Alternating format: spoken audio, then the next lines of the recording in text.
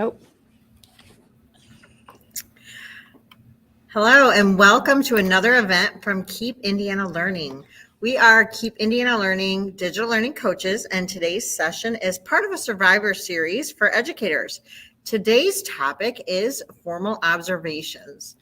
Being observed by an administrator can sometimes be stressful, but we got you covered with some ideas and advice. My name is Melissa, and I'm the EdTech specialist and technology coach from Hanover Community School Corporation.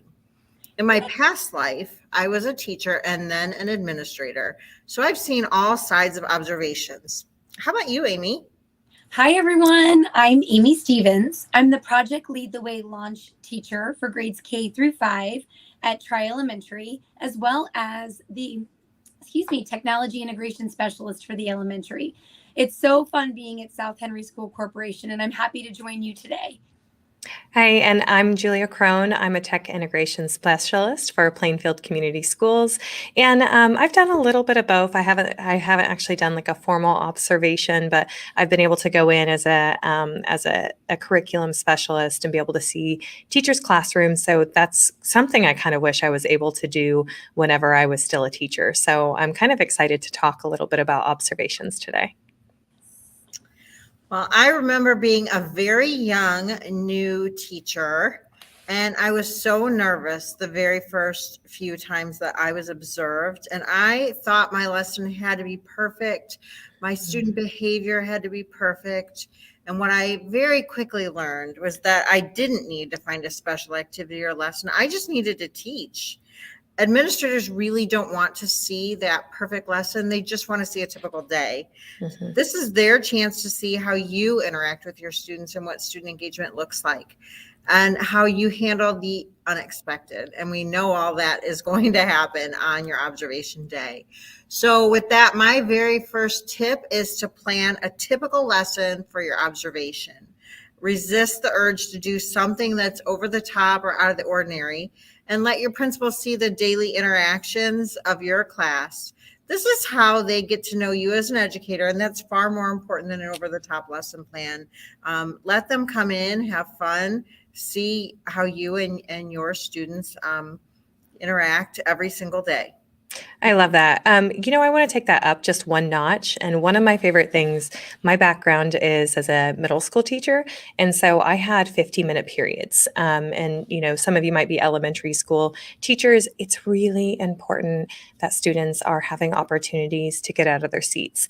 I've thought about that before. I kind of put myself in the student's perspective that if I'm sitting period after period after period, that makes it a long day. So the more students are able to move, the less you're going to have students falling asleep.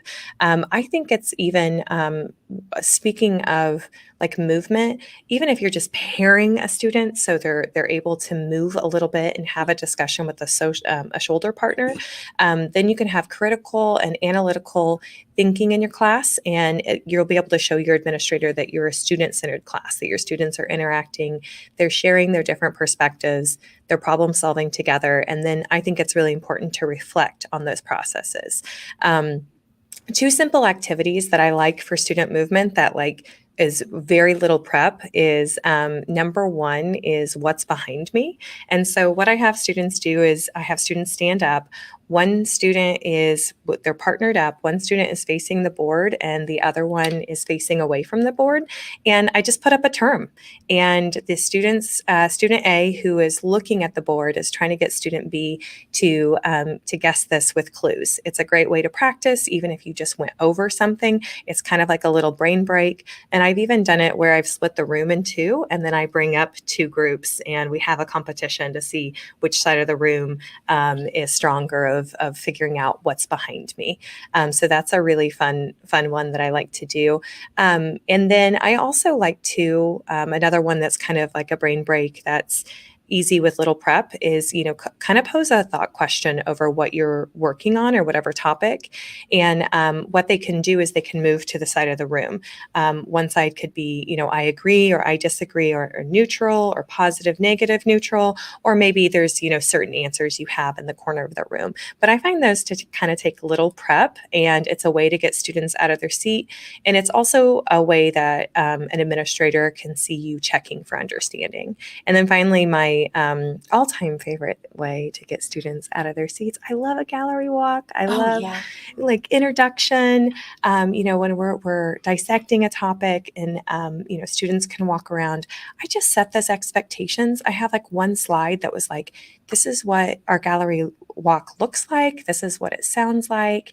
And this is what we're trying to get out of it. Or even better, you could do a gallery walk of, if you have Chromebooks, or if students created something at the end of the hour, we could kind of walk around and see each other's creations. So that's my other tip. My next tip was to get students out of their seat during your observation. I love that. I hear my principal talk a lot about building durable skills, and that is so fantastic. Those are amazing ways to just really connect the classroom, build community. Thank you. Oh my goodness. So if we're looking for collaboration, my tip is finding a way for students' voices to be heard, right? That's showing that you're checking for understanding. And, you could always start your class with a thought question. You could discuss learning that took place in your classroom the day before. That way your principal kind of knows what was leading into the lesson that he or she will be observing. And then also, just giving students say over what happens in class could promote engagement and a strong sense of community. I'll share with you, this just happened to me. I was in the middle of this lesson. It was fantastic. And then all of a sudden, like, normal routines and a couple things were a little bit off, and a few kiddos were just not showing me what I'm used to seeing from them, right? And so I stopped the lesson and pulled together a community circle and allowed their voices to be heard, to talk about what was actually happening. And so, and my part was me not being afraid to stop the lesson that was planned and to pull a community circle together, but also to go along with my tip of allowing student voice to be heard. Sometimes it's a little bit past the learning, and it's about like, okay, y'all, we got to pull it together, like huddle up here, Oh my goodness. Questions to consider when you're thinking about ways to use student voice in your classroom. How often are students offered the opportunity to speak at the front of the room and write on the board and conduct demonstrations of like the document camera, or like in my world, we can AirPlay students' iPads to the Apple TV. And so, like how often are we doing this on a regular basis? So, at any time you could be called on as the resident expert, right? And then when are students writing for an audience that's beyond the classroom? This has been and this actually might need to be another Survivor Series, ladies, because, at the elementary, the junior high, and the high school level, we're always looking for that authentic audience. And I just had a third grade group. Oh, I love them. They worked together. They wrote a story and their book was published, and they had an author's party, and then they videoed their read aloud and they shared it with their parents. So it started there, and now it's going to be put out on social media. So now the link to that can go to extended family and to our community. And so just ideas for getting an authentic audience. Also, do students have choices regarding the work that they're doing?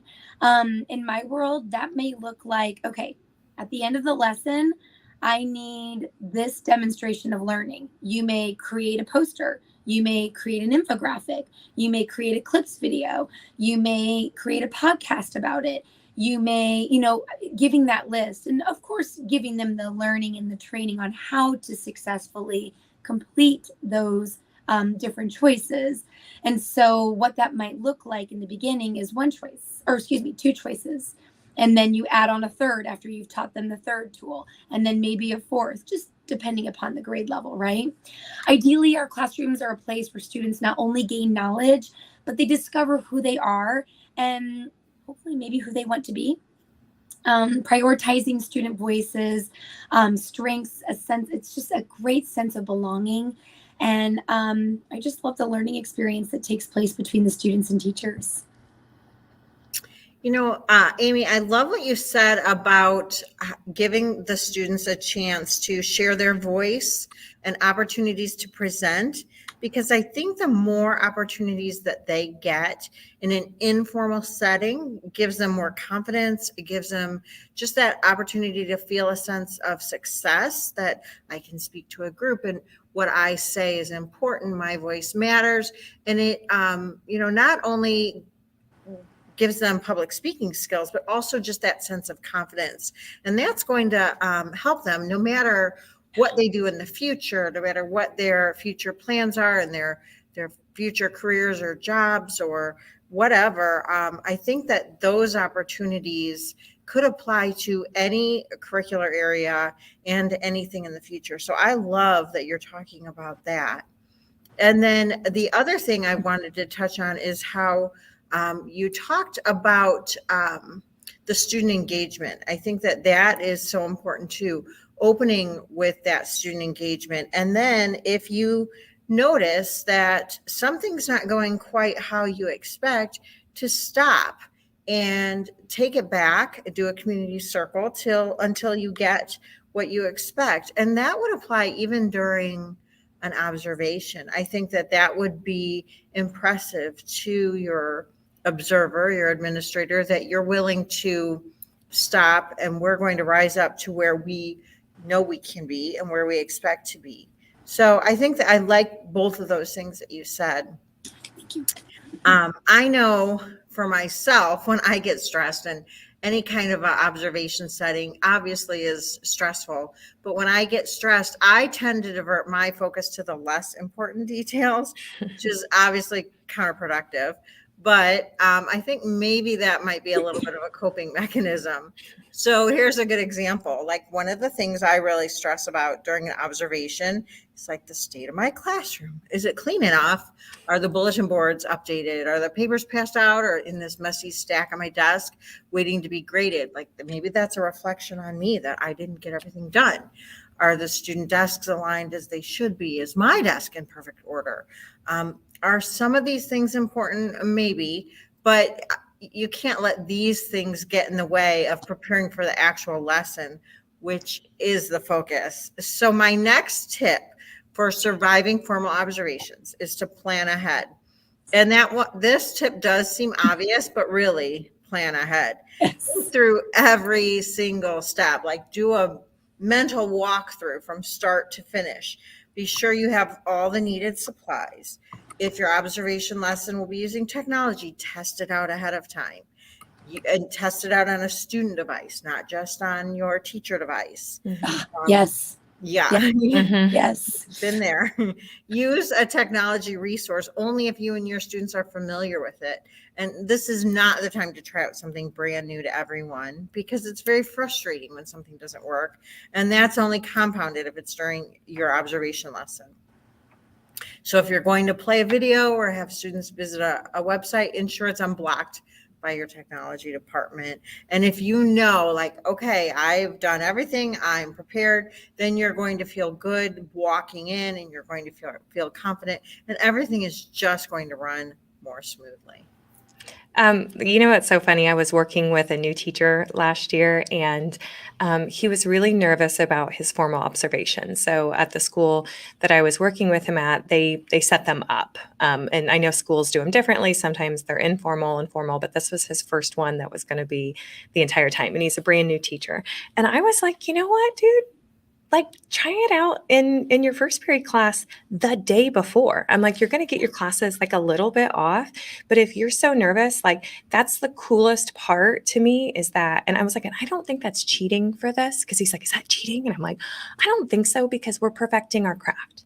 and he's a new teacher. His toolbox isn't as deep as someone who's, who's a 10-year veteran. So I was like, I think for this particular one, if you're really nervous and you have the opportunity to do it in a class before, and then you're able to reflect and make those changes. So when the administrator comes in, and I'm like, and I don't think you have to be afraid to say that to an administrator, if you want to, like, because that shows growth, that shows reflection, that shows that you're trying to perfect your craft, and you're learning things, learning so much along the way. So that kind of makes me think of like even testing it out, that you'd find something, that doesn't work. So I don't know if that's cheating. But the other thing I think of, which might sound like cheating as well, but for me, it's like a classroom norm. I set it up. I always, like, it was a part of, like, when you sharpen your pencil, like, it's also when people come to my classroom. Hey, when we have visitors, my kids are always pretty well behaved. I felt like I always had kind of like a buy-in, but I set up the expectation of when someone visited the room that they were to be calm and they were to be attentive. They weren't to be yelling. They weren't to be distracting. Like, we're coming to school and we are here. And the point of being here is the learning process. And so I taught my students how to behave when a visitor was in the classroom. That was for both myself and because of observations that they were going to be ready. And I'd even say sometimes administrators are going to be in our room, and it's to watch me, but it's also to check out what kind of learning's in our building. So they're also watching you, and what a cool time to show off how amazing you are to the leaders in our building. And this year too, in a lot of our buildings, for safety, we keep our doors locked, and a lot of them have doorbells. So that was something else, a procedure that a teacher started to begin with, is what do we do when that doorbell rings? It's not like the room's on fire. That's something you have to set up. So I think that's a really cool norm that you shouldn't be afraid to set up, is when we have visitors, this is how we act. And then also, I was always very good about, after a visitor left, I'd be like, hey, you guys were rock stars. Like, that was it. Like, that was on the nose. Who wants a piece of candy? Or who wants to, like, what kind of reward are we going to do? So don't be afraid to tell your kids that, to set that norm when visitors come in, and then to also give them a pat on the back and say, you showed off how amazing you were. I love that. I have to tell you guys a funny story. You guys know I used to spend many years in the kindergarten room. And so a lot of that is teaching, everything you need to know you learned in kindergarten, right? So there was a procedure that was like, two adults are talking. What do you do? Kind of like pop quiz. What do you do? And so we would practice when two adults are talking. We would practice when somebody would come to the door. We would practice all the things. And then once we practiced, I would empower maybe like the student of the week throughout the year, because keep in mind, they're 5. Just because you practice it in August doesn't mean it's going to be still fabulous in September, right? Or in May.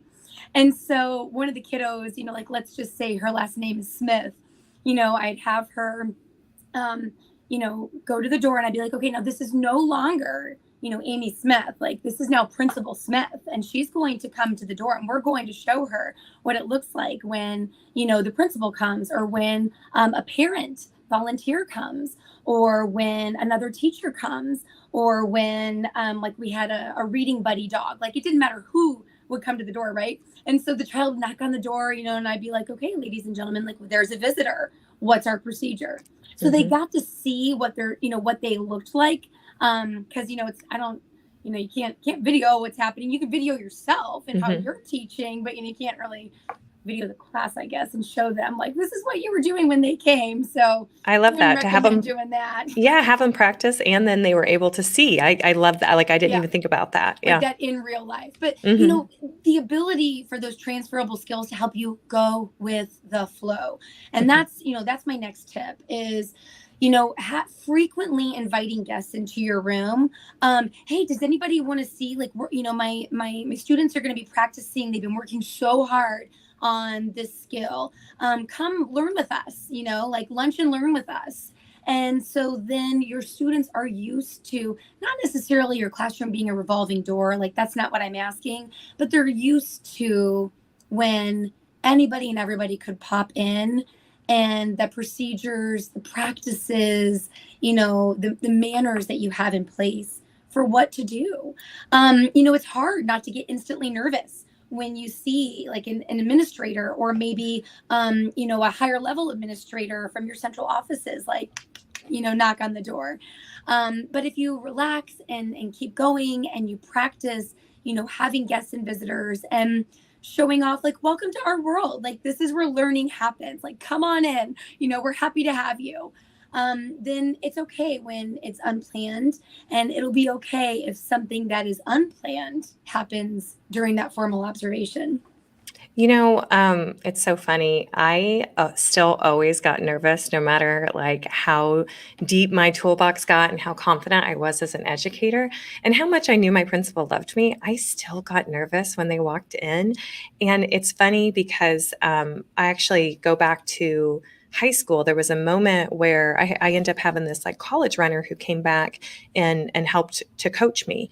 And I would talk to him one time about, I'm like, why do I always feel nervous? Like, I know that I'm ready. I feel confident in what I've done. But when I get up on the line, like my butterflies, and he's like, you need that feeling. Like, that means that you're competitive, you're ready to go. And if you didn't have that feeling at all, then that would mean that you didn't care. And so it was kind of interesting to me of like, trust your nerves. It's okay that you feel a little bit nervous. You are competitive, like meaning that like you love what you do. Like you're good at it too. And trust those that the little bit of nerves is because you love your craft, you love what you do, and you want to show it off. You want to show how awesome you are.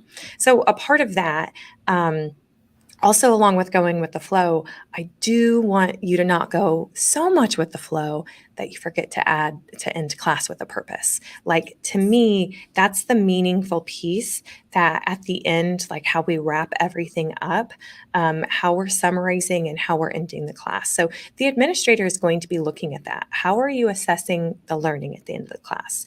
How are you planning these observations? I kind of plan them with the end in mind. Like at the end of the class, that's, we have our objective. At the end of the class, this is what my students are going to be able to do. What are your assessment questions? Do you have an exit ticket? Are they displaying their work? Are they displaying the skills in some way? Are they going to just talk about it? Is there some way that you have that they can reflect? Did you do some kind of lab where you need them to clean up the materials? You've got to look at some of your organization. And then that above and most importantly is, did you check for that understanding? Like at any time in your class, did you do something even as simple as thumbs up or thumbs down? Like, how were you checking that your students were on track with their learning? So make sure you have those goals ahead of time. And keep your students in mind. If the students have reflection questions that are expected of them, make sure that you have them well thought out, and you have a way for them to kind of goes back to that student voice, a way to talk about their learning that they had for the day. I agree with all of that. Everything. Yes, so much yes. So it makes me think about how awesome and unique everyone's classes are. And we all have slightly different procedures and expectations, even under that school umbrella of common procedures and expectations. And we need to embrace that. There is no one right way of teaching. So that brings me to my next tip, which is to be you and do what you do best. You are a good teacher who's making a difference. So don't think too much about things. Administrators know that there are good days and bad days. And remember, observations are meant to help you grow and become a better teacher. It's not meant to be punitive, and it's not meant to be a gotcha by any means. You're so right. Having that mindset is just key. And I can personally speak to that. Again, dealing with tiny humans, they're dealing with big emotions sometimes. And so they're not really sure they know why they're feeling what they're feeling. And so if a feeling does come out during a formal observation and, then you're nervous, guess what? 5 through 18-year-olds, they feed off of you. And so, they just, it can go that way. And so it's okay, but be you. And don't let a bad evaluation ruin your day, because while, yes, you are the teacher leader in the classroom, ultimately the administrator is there to keep all of those students growing and moving and strengthening them, because it's about them, right? And you get to be that pivotal piece in that ed venture, that they're on as they go from grade level to grade level to grade level. And so, I always felt like sometimes my admin would come in like when I was doing like the most least interesting things. And I'm thinking, oh no, they got to see that. Like that's kind of a, per the usual. But that was lovely because the students were able to show that routine, that procedure, that comfort level. And I had one principal one time that was like, all right, scheduled observation is on these days, no dog and pony show. Like I want to see, real life. Mm-hmm. And so eventually, like I stopped worrying about things, whether it was the anticipation of an observation, whether it was maybe some feedback that I felt like wasn't my best, or wasn't maybe what I wanted to hear. It wasn't necessarily about me. Like I had to remove myself as the barrier and think, okay, yes, I may have been doing these things. So then how can I fix it? How can I get stronger? How can I grow to make this experience with these individuals so much brighter and stronger? And you can do the best that you can do, right? You can only do the best you can do. You keep learning, you keep trying new things, you keep growing, you involve like us, your professional learning network, to just say like, hey, riddle me this. When this happens during an formal observation, what do you do? And then just building that bag of tricks, that wisdom. Most importantly, staying focused for your students. They are the reason why we do what we do. We keep coming back the next day, why we teach. I love that. It's not about us, right? It is about the student learning. And that does mean that we have to make sure that we're taking care of ourselves. Yes. That we're not stressing ourselves out. I love to say present over perfect. Man, looking back in the classroom, my favorite days are when I was present. And I wasn't always the best. There were some days where I was trying to get my stack of grading done, or I was doing a million other things. I was thinking about the next day and what lesson I was going to do. And that present over perfect, those relationships, even if you have kind of like a subpar, as Amy said, of like sometimes you were doing the most mundane thing when an administrator would come in, your relationships with the students will shine through those routines and through those procedures, even on the most mundane task. And that kind of brings me to our last tip, which is be open and receptive to feedback. I think that being receptive to feedback, it has a way of, you're able to step outside. It's hard to observe ourselves as things are happening. Someone is in and they're able to see the students. They have a bird's eye view. They're able to see you, and they have different opinions. And often there is more than one right way of doing something, right? So they might have some different ideas. They might have some I'm wonderings, and it gives a completely different viewpoint. And you can learn something really worthwhile if you are open to feedback. And my favorite thing with feedback, though, too, is kind of reflect and decide what to do. If there was some feedback that's kind of hard to stomach, you need to sit on it. Maybe you need to ask some clarifying questions of if it's hard for you to understand or it is hard to stomach, like, can you tell me a little bit more? Or like, what are our next steps going to be? Don't ignore it, because there could be consequences to ignoring it. But you also have to realize like your response is your choice. And I mean that in both like a negative and a positive way. Like if you walk away and if you want to feel a little anger, or you want to feel a little bit like sad about it, you can do that. Like you have a right to your feelings. But at the end of the day, then we have to swallow it, because that feedback we might receive is ultimately for student learning. So what is my next step? I've had some hard feedback, or I had some great feedback. Now what am I going to do? It is my response is my choice, and my choice needs to be what's the best for my students and what is also ultimately like the best for me as their educator, because I am going to be present for them. I do want to show up and continue doing what I love. And so just kind of pay attention to that feedback and try to be as receptive as you can to it and ask questions. That is your right as well. Like, can you elaborate? You said that, I was weak in these areas or I needed improvement. Can we talk a little bit more about what that would look like and what you think that a strength would look like there? I agree, Julia. And even if you have a positive evaluation, you still want some recommendations. You still want some suggestions, because we always want to grow. We always want to move forward. And, I'm in the stage of my career where I'm hungry for feedback. I want to continue to grow. But, it wasn't always that way. So I had to take my own ego out of it. And remember, at the end of the day, we're all here for one reason. That's student learning, not made for a Hallmark movie glittery lesson plan. Although I do love a good Hallmark movie. Some of them are really, really good. Y'all, I know this live stream is going to be timestamped. So it's December. It is the season for Hallmark. But you guys, it's also the season for doing your best.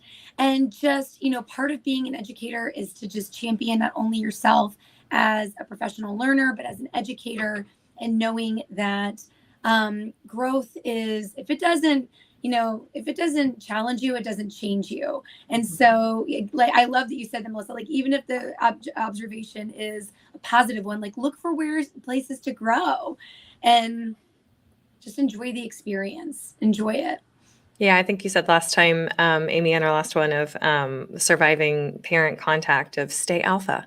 I think that stays here as well too. Like, yeah, welcome to my classroom. You are invited. You are an integral role, and let's show you how we do learning in here, because this is just a phenomenal experience. And admin, they miss having their classroom. Like, they want to go in. 9 times out of 10, they want to go in and just be with kids, whether they're 5 or 18. They do. They want to be with children. And so open your door, invite them in, do your best, and just be open to conversation.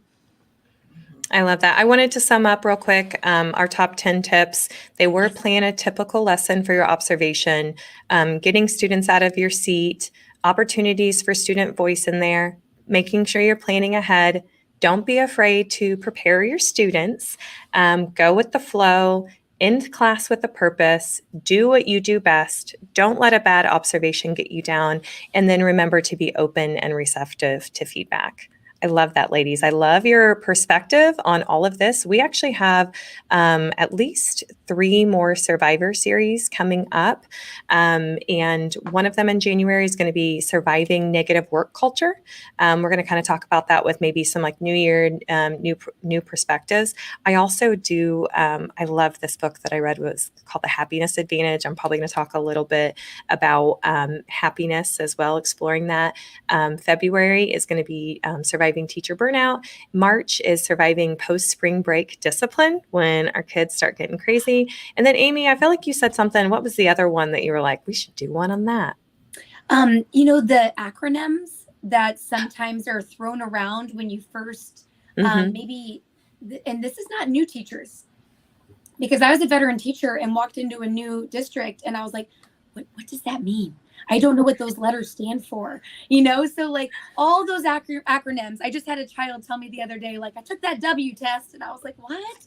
I'm like, oh, NWEA. And then the parent looked at me and goes, what's NWEA? Like, what is anybody talking about? So yes, unpacking the acronyms. Yeah, we have more acronyms than the military does, I believe. Oh my goodness. Educators do.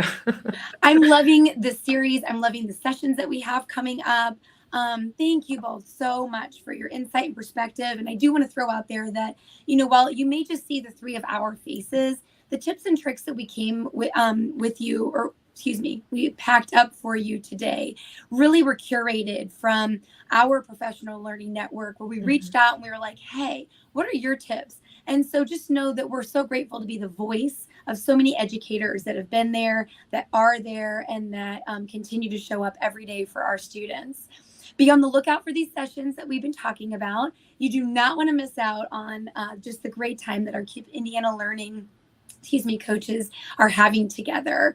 And if you like this video, be sure to like and subscribe and of course share. Share it. Yep.